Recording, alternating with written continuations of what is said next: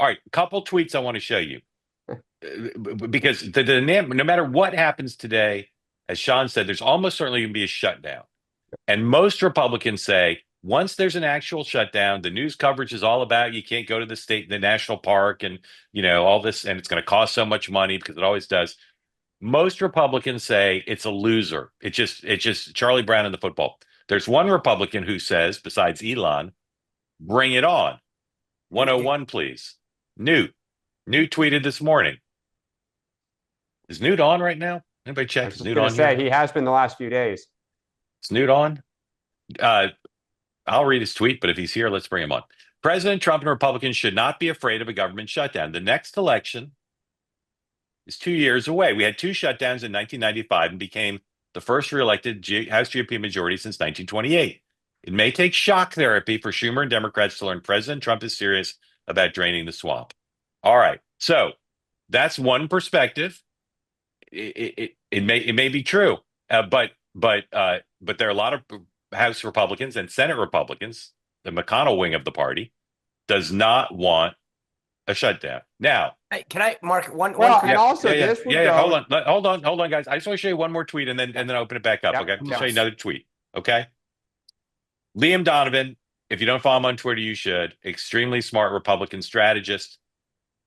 He points out something super smart. Please, 201.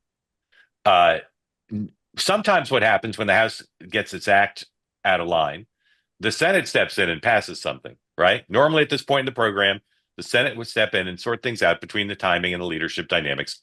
There's no clear path there either. In other words, there's no way Schumer is going to come up with something and try to jam the House in conjunction with Senate Republicans. That's not going to happen.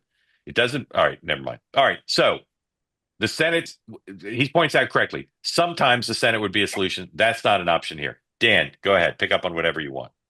Yeah, I mean, look, I think I a couple different points here. I mean, I've got so much energy today. This is great to be a Democrat.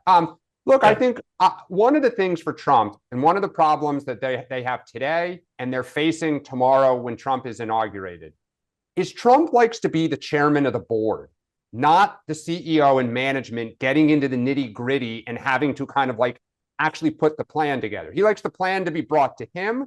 Right? He'll kind of take the temperature. Is it good? What are people saying? And he is very happy to say, nope, that sucks, publicly, go back and make it better. Right?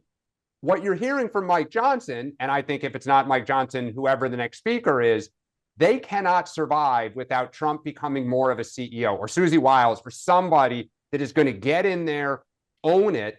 But the problem is then you have to go to your base and Uncle Elon and tell them, this is a good deal. It's not pure. It's not going to be great. And so I think for Democrats, don't get in, what's the, when your opponent's hanging themselves, don't get in the way of it. For us, we are unified today. We may not be tomorrow. Something could change.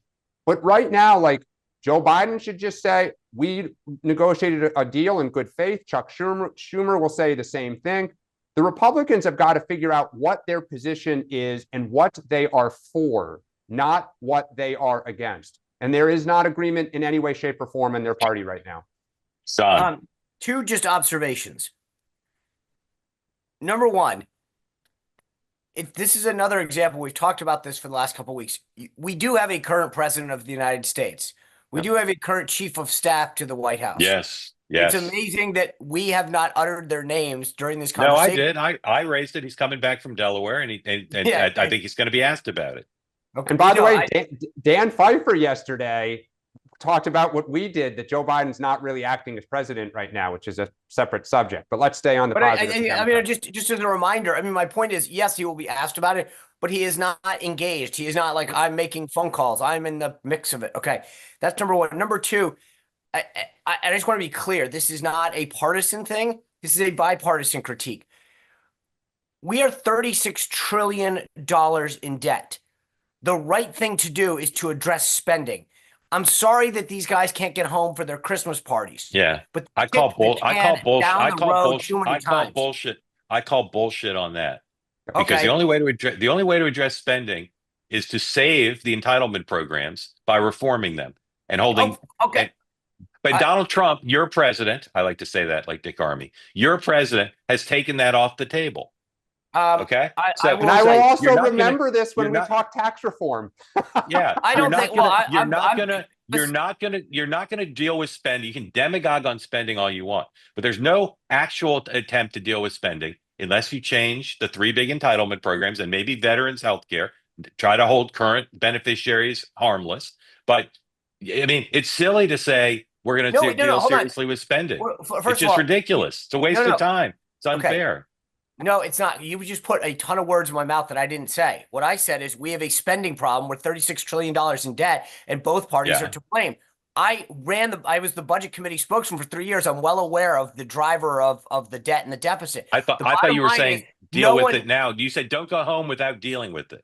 Right. That's what you said. My point, but you think they're going to do entitlement reform? No. On the back but my of an point envelope is in the next 2 days? That this idea of acting, these guys came in, Republican after Republican, when I came on my show after Johnson they said the number one thing, we got to get back to regular orders. The bills have to go through the process. Yeah. They did it once again. They kicked the can down the road. Do your job. I mean, the bottom line is they keep throwing their hands up going, how did we get here? Because none of them did their job. And it's just ridiculous. And I mean, here's my problem, Mark. I get where the driver of the deficit is, but not one of them did a single thing to even try. They didn't even pick up the change in their couch. These are folks, they want to whine about entitlement. I agree with that. Something. Yeah. But I think the challenge is Trump doesn't believe in deficit. He likes to make people happy. He does not like to deliver bad news. And if you're going to do cuts, if you're going to deal with spending, there will have to be losers. And he doesn't like to deal with that, right? Yeah. It's like, here's a stimulus check. Here, we're going to do tariffs farmers. Here's $15 billion to bail you out. He likes to pretend he does.